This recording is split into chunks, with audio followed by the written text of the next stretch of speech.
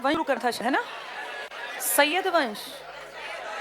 कल हमने तुगलक वंश का अंतिम बड़ा राजा पढ़ लिया था, जिसका नाम था एमबीटी का कजिन था फिरोज शाह तुगलक। सारे किए कराए काम पे इसने पानी फेर दिया। किसके किए कराए काम पे? अलाउद्दीन। अलाउद्दीन का सबसे बढ़िया काम था सेना। कैसी सेना रखी थी? स्थायी।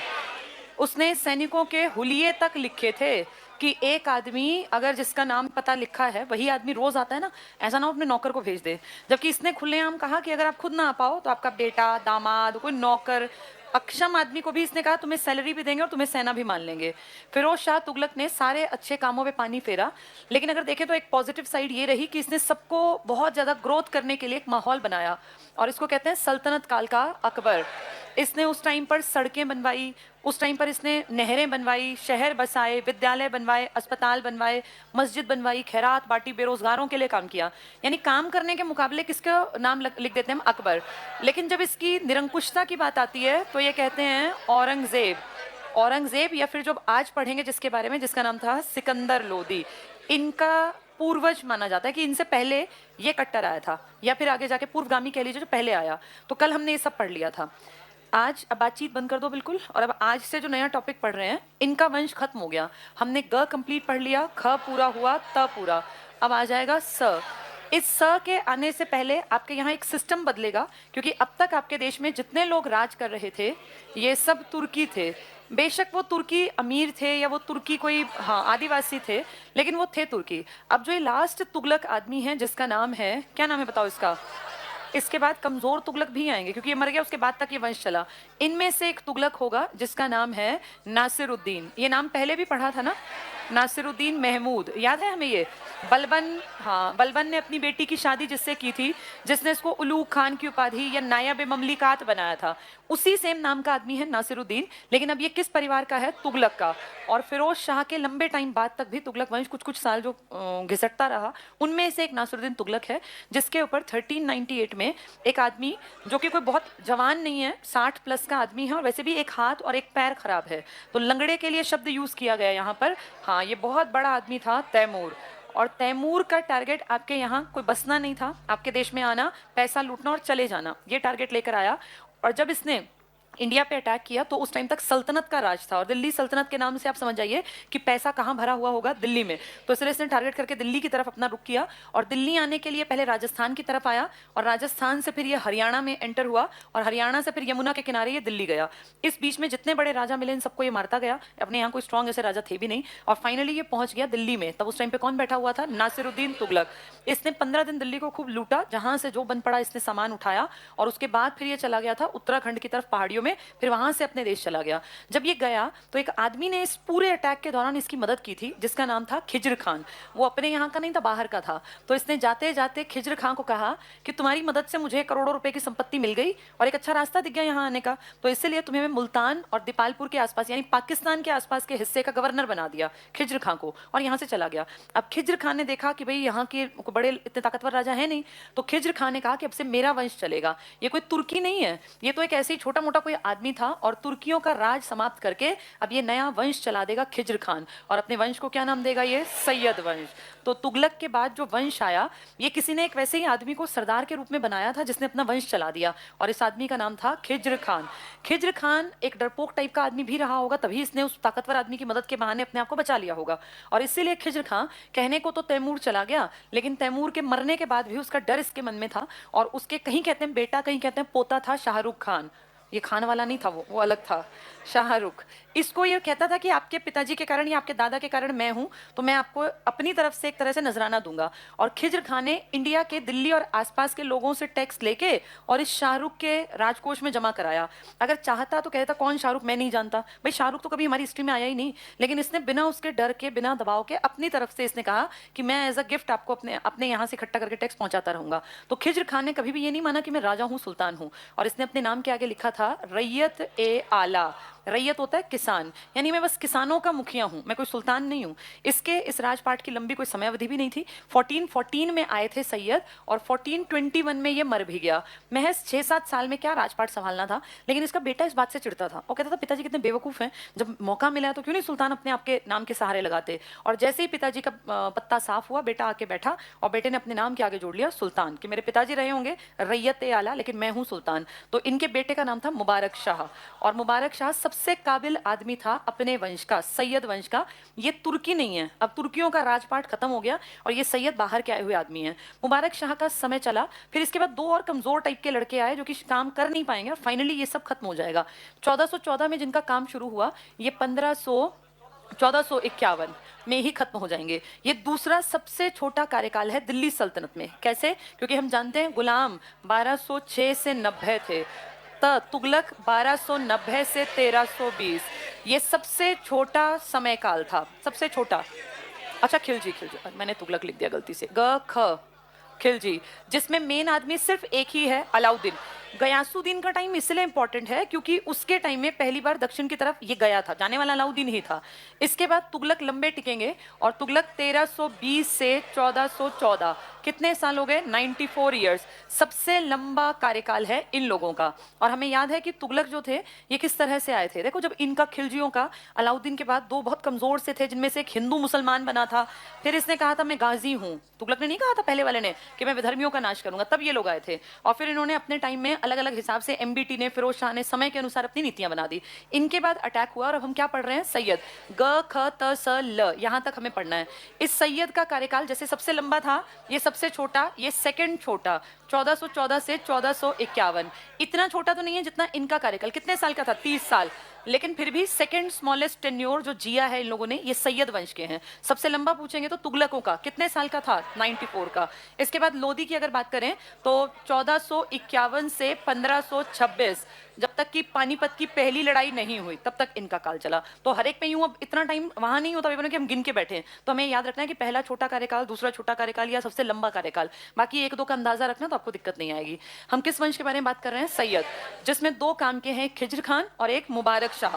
ज्यादा कुछ नहीं किया, इतिहास उनकी चिट्ठियां लिखता है, उनके बारे में बात करता है जिसने कुछ किया हो। अब कुछ बाकियों ने किया नहीं तो इनके ऊपर ज्यादा क्वेश्चंस भी नहीं बनते। बस इतना याद रखना है, 1414 से 1451 तक। और 2 मेन आदमी, जिसमें से एक तो कहता है मैं रैयत आला हूं, एक अपने नाम के सिक्के चलवाता है, खुतबा पढ़वाता है और वो सारे काम करता है जो सुल्तान करता है। इसके बाद अगला वंश कौन सा आया? लोदी वंश।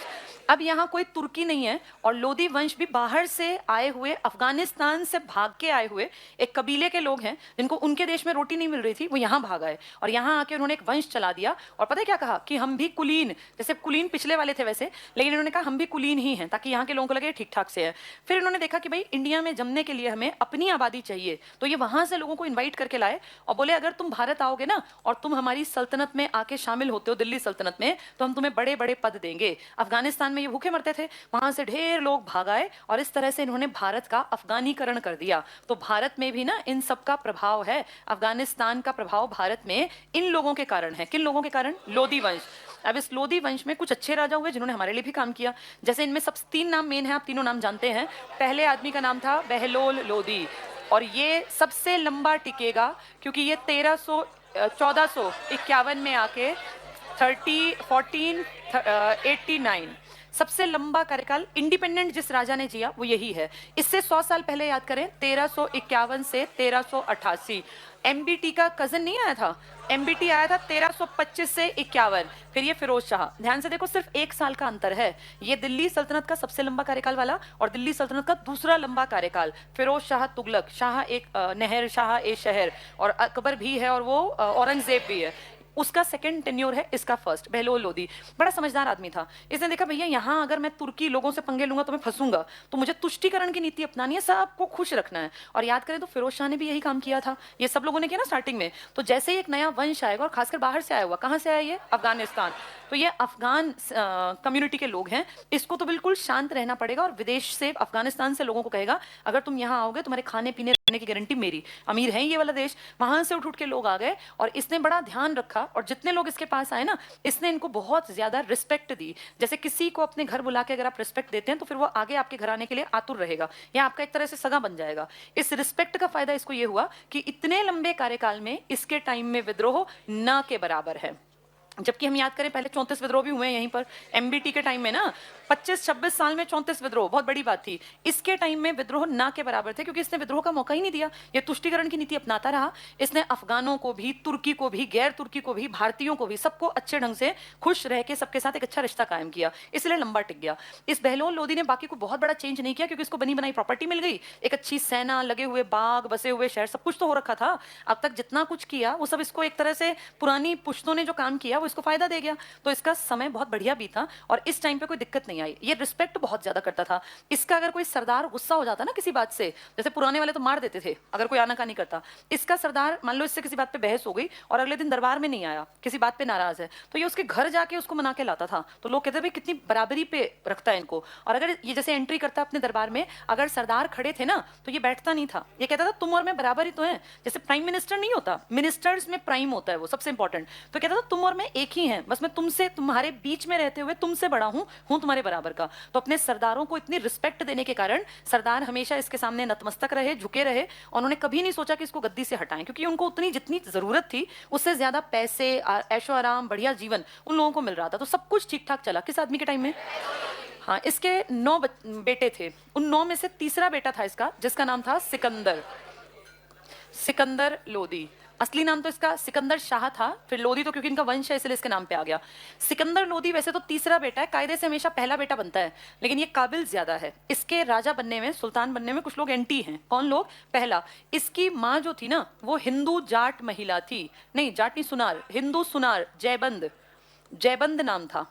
तो ये कहीं कहीं जयबंद भी लिखा है। अब ये हिंदू माता से उत्पन्न है, तो जो अफगानी हैं वो कह रहे हैं कि भाई इसका तो हिंदू माँ से संबंध रहा तो इसके दिमाग पे हिंदुस्तानी असर ज्यादा मिलेगा, इसलिए इसको राजा बनाना ठीक नहीं है, अपनी कम्युनिटी से बनाते हैं। लेकिन इसकी काबिलियत देख के कोई कुछ कर नहीं पाया और इसके 2 बड़े भाई पीछे रह गए और ये राजा बन गया। तो हिंदू माँ का बेटा होने के बावजूद भी ये लोदी वंश में नेक्स्ट अपने पिताजी के बाद दूसरा सुल्तान बना। कहने को इसकी माँ हिंदू थी, लेकिन ये कट्टर मुसलमान था, बहुत कट्टर। पर कट्टर होने का मतलब ये नहीं कि ये आजादी भी देगा, कट्टर है, लेकिन इसने अपनी कम्युनिटी, हिंदुओं को तो खैर ये चिढ़ता ही है, हिंदुओं से तो खासा चिढ़ता है, लेकिन जो मुसलमान है ना, ये भी कुछ, जैसे इनका एक त्योहार आता है मुहर्रम, मुहर्रम सुना है ना सब लोगों ने, इस पे ये लोग ताजिए निकालते थे।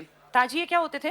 मुहर्रम पे अगर कभी देखा हो तो बहुत लोग अपने आप को कष्ट देते हैं और ऐसे कोड़े मारते चलते हैं, खून भी निकल आते हैं, इतने कोड़े बरसाते हैं अपने आप पे। मुहर्रम एक दुख मनाने का त्योहार होता है, और कहते हैं जो इनके पैगंबर मोहम्मद साहब थे ना, इनका नवासा, मतलब इनकी बेटी का बेटा कोई था, इमाम पता नहीं क्या उनका नाम था, उनको वो कहीं छिप गए थे जंगलों में, तो उनका और उनके पूरे खानदान को जंगलों से, जैसे कुछ दिन वो तड़पते रहे, दुखी रहे, पानी का सोर्स नहीं था, तो उस जंगल के बिल्कुल बाहर नदी बहती थी, नदी के पास आके जो उनको मारना चाहते थे वो लोग वेट करते रहे, और जब प्यास बर्दाश्त नहीं हुई तो इमाम के जितने फैमिली के लोग थे बाहर आए, उनको बहुत गलत तरीके से, मतलब ब्रूटल मर्डर कर दिया गया, और कहते हैं उनके शव भी क्षत विक्षत की काट के फेंक दिए। जबकि ये माना जाता है कि मुस्लिम समुदाय में अगर आप शरीर को दफनाएंगे नहीं तो अंतिम संस्कार नहीं हुआ। तो इसी तरह से मुहर्रम में एक तरह से रिस्पेक्ट देते हैं, और उनके ताजिए, ये मान लो जैसे मरने के बाद ये नहीं होता जिसमें ये दफनाते हैं, तो ऐसे वो पूरा, हाँ उस तरह से पूरा सजा के कलरफुल पेपर से उनके परिवार की वो छोटी छोटी मूर्तियां सी बना के और वो निकालते हैं। तो ताजिए निकालना एक नॉर्मल सी प्रथा थी जो बहुत पहले से चली आ रही थी, लेकिन इस आदमी ने कहा कोई ताजिए वाजिए नहीं निकलेंगे। इन्होंने हिंदुओं के प्रति भी कट्टरता दिखाई और मुसलमानों के ताजिए निकालने पर प्रतिबंध लगा दिया। यानी ये कट्टर था, लेकिन इसको मुसलमानों की भी कुछ चीजें रास नहीं आती थी, तो कहीं ना कहीं प्रभाव शायद हिंदू मुस्लिम दोनों का इसके ऊपर था। ये अपने आप में बहुत बहुत बड़ा राइटर भी था। इसने कविताएं लिखी हैं, गुलरुखी, गुलरुखी के उपनाम से इसने कविताएं लिखी हैं। देखने में इसकी शक्लो सूरत भी अच्छी थी, संगीत का भी शौकीन था। तो लज्जत ए सिकंदरी करके एक किताब लिखी गई। लज्जत सुन के लगता है खाने का सामान, लज्जत ए सिकंदरी ये किताब है। ये किसके ऊपर है? ये म्यूजिक के ऊपर या संगीत के ऊपर? तो ये याद रखना, लज्जत नाम की किताब संगीत के ऊपर है। गुलरुखी उपनाम से कविताएं लिखता था खुद सिकंदर लोदी, जो कि बहुत कट्टर था, जिसने औरतों को कहा कोई औरतें मज़ारों पर नहीं जाएंगी, मज़ारों पर सिर्फ आदमी जाएंगे, और आदमियों के क्या निकालने बंद करवा दिए? ताजिए। हिंदुओं के प्रति तो था ही कट्टर, और बाकी इसने कामकाज जो किया वो बढ़िया किया, काम में कोई दिक्कत नहीं है। 1504 में इसने एक नया शहर बसाया, आगरा, और 2 साल बाद बोला राजधानी दिल्ली से उठा के आगरा ले चलो। तो इसने राजधानी परिवर्तन किया। कब किया इसने ये? 1506। अगर हम पहले देखें, हमारी पहली राजधानी लाहौर थी, फिर दिल्ली थी, फिर देवगिरी गई, फिर वापस दिल्ली आई, अब दिल्ली से आगरा। कौन ले गया राजधानी? ये सिकंदर लोदी। देवगिरी कौन ले गया था? एमबीटी। देवगिरी से दिल्ली भी कौन लाया था? एमबीटी। किसने लाहौर बनाई थी? ऐबक ने। किसने दिल्ली बनाई थी? इल्तुतमिश ने। तो हमें दिख रहा है कैसे अपने अपने हिसाब से सब लोग राजधानी को भी परिवर्तित कर रहे हैं। जिनमें लास्ट बड़ा आदमी आप पढ़ रहे हैं, आगरा आपकी राजधानी ले गया। कौन है ये? सिकंदर लोदी। सिकंदर लोदी का शासन बढ़िया चला, सब कुछ ठीक ठाक था, बस थोड़ी कट्टरता थी, बाकी इंसान ये ठीक था। 1500 कब बना था ये राजा? जब इसके पिताजी 1451 से 1489, अब ये 1489 से 1517, फिर इसका बेटा बैठेगा 1517 से 1526। जब इसका बेटा बैठेगा ना गद्दी पे, जिसका नाम है इब्राहिम लोदी, तो कुछ लोग चिढ़ जाएंगे जो अफगानिस्तान से आए हैं। वो कहेंगे भाई तुमने तो अपना ये पुश्तैनी जब वो मान ली कि तुम्हारी प्रॉपर्टी है, तुम ऐसे हर बार थोड़ी तेरा दादा, तेरे ही पिताजी, तू ही बैठेगा। वो इस बात से चिढ़ते थे। लेकिन इब्राहिम लोदी थोड़ा सा सख्त हुआ और इसने कहा भाई तुम कुछ कह लो, लेकिन हम ही गद्दी के हकदार हैं और तुम्हें हमारे दादा और परदादाओं ने ही यहाँ बुलाया था, वरना तुम लोग तो अफगानिस्तान पड़े थे। उनके पास कोई ऑप्शन नहीं था, बिना मन के इसको उन्होंने दिल्ली का सुल्तान मान लिया। लेकिन इसका नुकसान ये होगा कि जब इस पर मुसीबत आएगी ना, तो वो सब पीछे हट जाएंगे। और 1517 में राजा बनने के बाद एक बार ये लड़ा था राणा सांगा से। एक इंपॉर्टेंट युद्ध है, आप सबने सुना होगा, खतौली का युद्ध। खतौली का युद्ध, इस युद्ध में राणा सांगा जीता और इब्राहिम लोदी हारा। लेकिन ये जीत हार से ज्यादा नुकसान कर गई, क्योंकि इसका राणा सांगा का एक हाथ और एक पैर लगभग खत्म हो गए। तो ये कहा था बाद में इब्राहिम लोदी ने कि बेशक मैं भाई हार गया, लेकिन असली हार तो राणा सांगा की हुई है। और ये सच भी है, क्योंकि योद्धा की सबसे बड़ी ताकत उसका शरीर होता है, और जीतने के बाद अगर आपका शरीर ही नहीं है तो आपकी जीत बेकार है। युद्ध में मरने से कभी योद्धा नहीं पीछे भागते, वो शहादत मानते थे। तो इसलिए इब्राहिम लोदी की ये फेमस लड़ाई थी।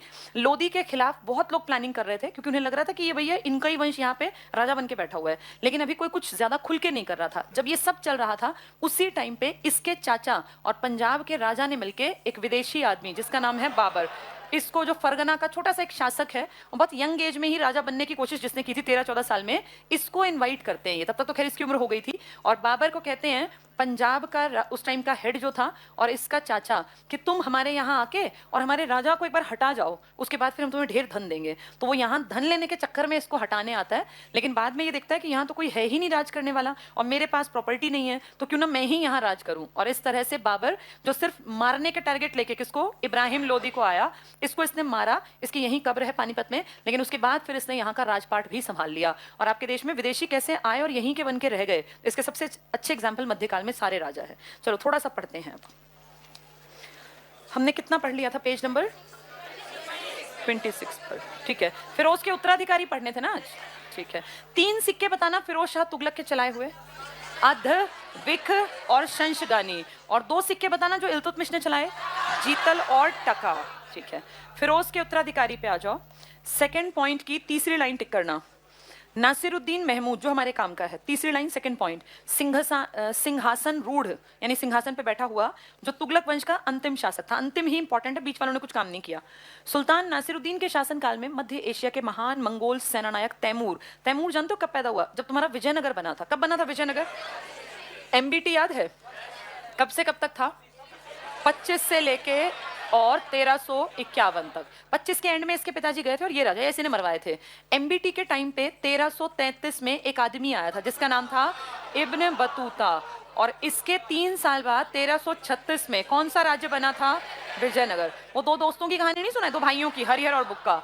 इसके 11 साल बाद बना था बहमनी। तो सोचो जब तुम्हारे यहाँ एमबीटी के दौर में विजयनगर बन रहा था, उस टाइम किसका जन्म हुआ है? तैमूर का। ये तैमूर फिर 1336 से तुम्हारे यहाँ अटैक कब करेगा?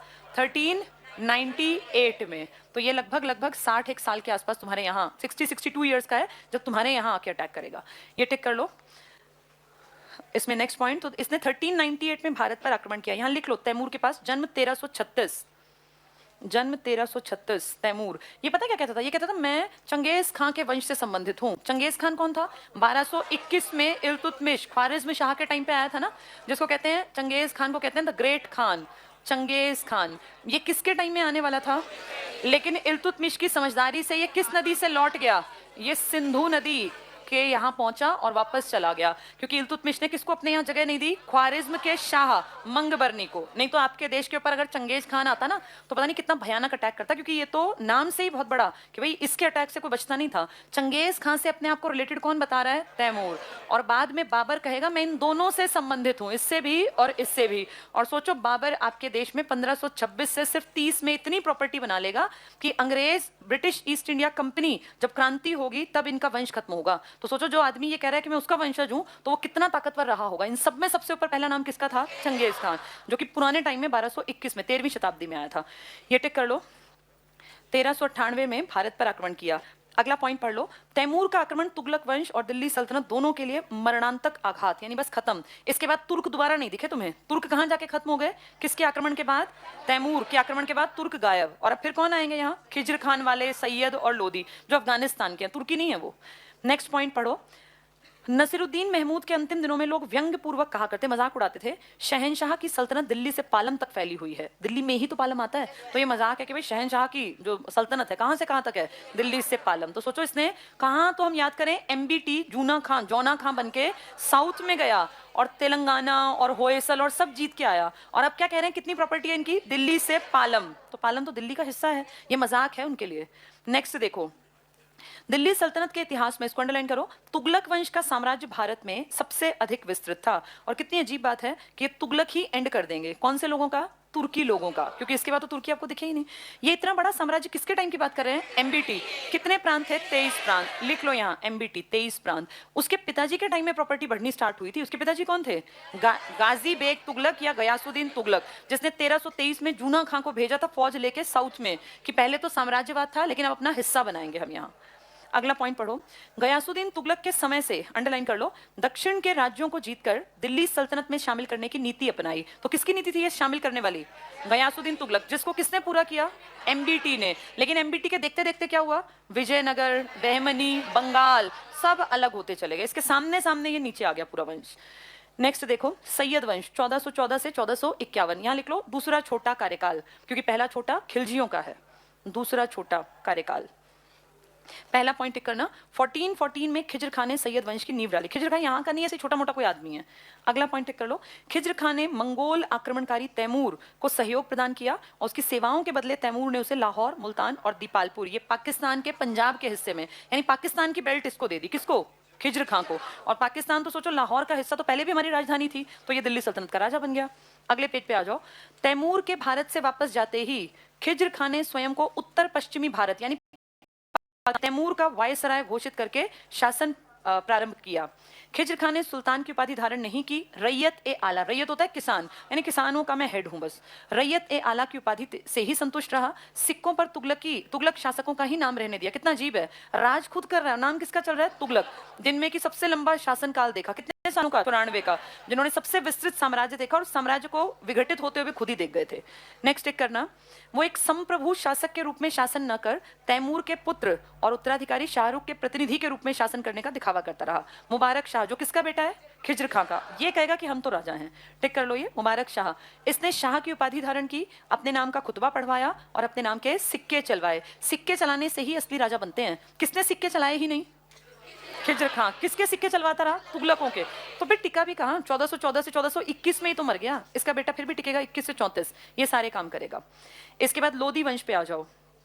पहला पॉइंट, जो लोधी वंश का अंतिम राजा था ना छोटा मोटा, उसने खुद ही कहा कि मुझे गद्दी नहीं चाहिए, मैं इसको चला नहीं पाऊंगा। तब ये फिर आएगा अफगानिस्तान से। ये टिक कर लो सैयद वंश का। अलाउद्दीन आलम शाह, ये लास्ट वंश, इसमें ऊपर की लाइन देखो, अलाउद्दीन आलम शाह इस वंश का अंतिम शासक था। इसने अपनी मर्जी से गद्दी छोड़ दी, इसको मारना नहीं पड़ा।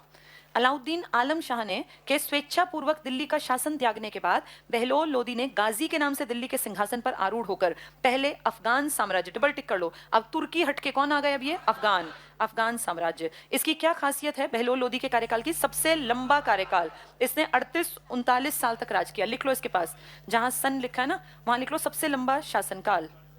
39 ईयर्स लगभग पूरे काट गया ये। और किसके 38 ईयर्स थे? फिरोज शाह तुगलक, जो कि सल्तनत काल का अकबर या फिर कट्टरता में सिकंदर और औरंगजेब के बराबरी का बताते हैं।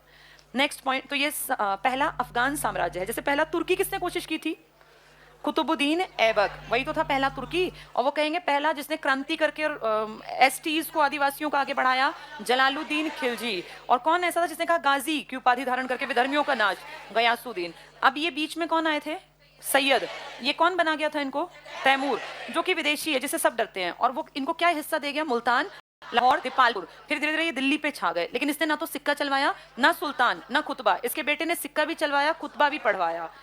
बहलोल लोदी में आगे पढ़ेंगे हम। प्रथम अफगान साम्राज्य, सेकंड लाइन, अच्छा पहली भी पढ़ लो। लोदी के अफगानों की एक महत्वपूर्ण शाखा शाहू खेल, तो ये कोई इसका शाखा थी इनकी, अफगानिस्तान के लोगों की। गिलजई कबीला लिख लो यहाँ, गिलजई कबीला, गिलजई कबीला। अब कबीले से तुम अंदाजा लगा लो कि ये लोग उतने कोई एडवांस्ड नहीं है, पिछड़े हुए ही हैं ये लोग। गिलजई कबीला इसके थे ये, अफगानिस्तान में कोई कबीला होगा पिछड़ा हुआ, उससे बिलोंग करते थे, गिलजई कबीला। और शाहू खेल शाखा। आगे टिक करना, संबंधित होने के कारण उसने अफगानों को भारत आने के लिए आमंत्रित किया। इसने क्यों बुलाया अफगानिस्तान के आदमी? क्योंकि खुद कहाँ का था? अफगानिस्तान का। तो इसको लगा अगर मेरे जैसे लोग यहाँ आ जाएंगे तो फिर काम करना आसान होगा। एक पॉइंट छोड़ के अगला पॉइंट टिक करना। बहलोल लोदी एक साधारण व्यक्ति था, नेक्स्ट लाइन में टिक कर लो। वो कभी सिंहासन पर नहीं बैठता था, जब अपने सरदारों के साथ मिलता तो सरदारों को मसनद ए अली कहता था। और क्या खासियत थी इसकी? अगर सरदार खड़े हैं तो ये भी नहीं बैठेगा। यानी इसने अपनी सीट किसके बराबर रखवा रखी थी? सरदार।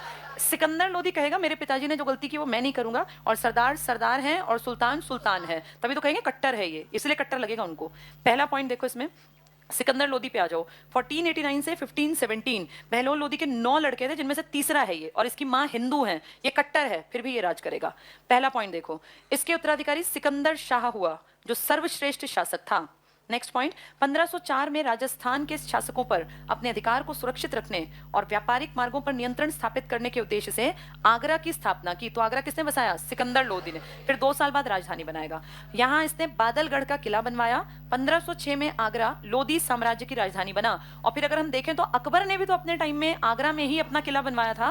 आगरा कितना सुंदर बसा हुआ शहर है कि सोचो दुनिया में कितने बड़े राजाओं में अकबर का नाम आता है। इसका किला भी कहाँ मिलेगा?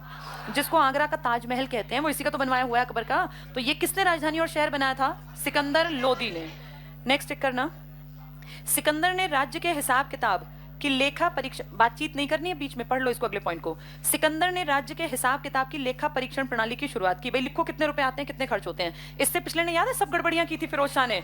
उसने कहा था माल गुजारी के लिए अपने सैनिकों को तुम्हें वेतन नहीं दूंगा, इलाके दे दूंगा, जाके लोगों से अपने आप टैक्स ले लेना। तो लोगों को पीटते थे, परेशान करते थे। इसने कहा नहीं, किताब में लिखो कितना क्या कहां से कमाई हो रही है। उसने खाद्यान्न करों को, टिक कर लो, समाप्त कर दिया ताकि रोटी सबको मिले, और लोगों की आर्थिक समृद्धि को बढ़ावा देने के लिए व्यापार से प्रतिबंधों को हटा लिया। तो जो गड़बड़ियां किसने कर रखी थी? फिरोज शाह। वो इसने कुछ कुछ ठीक करने की कोशिश की।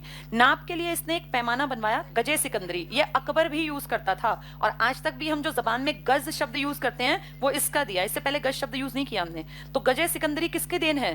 सिकंदर लोदी की, जिसने कब से कब तक राज किया? 1489 से 1517, जिसने राजधानी को लाहौर या दिल्ली से कहां आगे ले गया? आगरा। अगला पॉइंट करो, मुहर्रम और ताजिए निकालना बंद करा दिया। ताजिए मैंने आपको बताया कैसे रोने पीटने टाइप का वो था। अगला, मस्जिदों को सरकारी संस्थाओं का रूप प्रदान करके उन्हें शिक्षा का केंद्र बनाने का प्रयास किया। फिर मस्जिदों में मदरसे चलने लग गए थे इसी कारण से। नेक्स्ट कर लो, सिकंदर लोदी ने हिंदुओं पर पुनः जजिया कर लगा दिया। एक ने वो 24 कर नहीं समाप्त कर दिए थे फिरोज शाह, फिर कुछ ये दोबारा शुरू करेगा उनमें से। अगले पेज पर आ जाओ।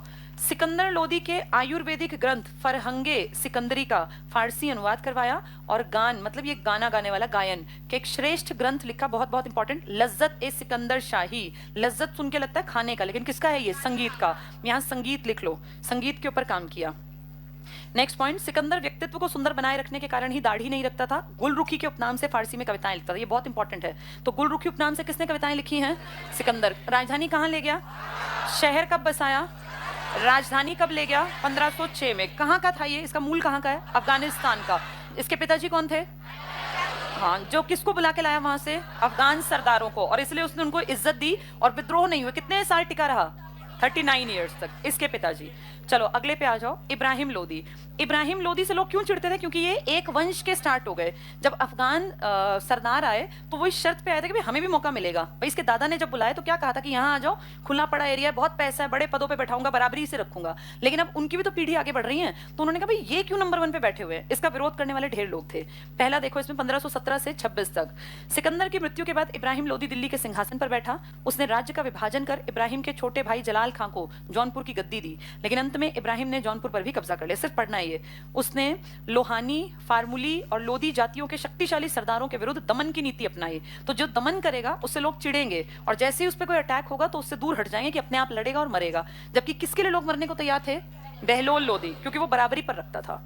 नेक्स्ट पॉइंट टिक करना। 1517-18 में इब्राहिम और राणा सांगा के मध्य खतौली का युद्ध हुआ, जिसमें इब्राहिम पराजित हुआ, लेकिन असली हार किसकी थी? ये राणा सांगा, क्योंकि उनका हाथ और पैर कट गया। नेक्स्ट टिक कर लो। अप्रैल 1526 को पानीपत के मैदान में बाबर से युद्ध हुआ, जिसमें इब्राहिम लोदी की हार हुई।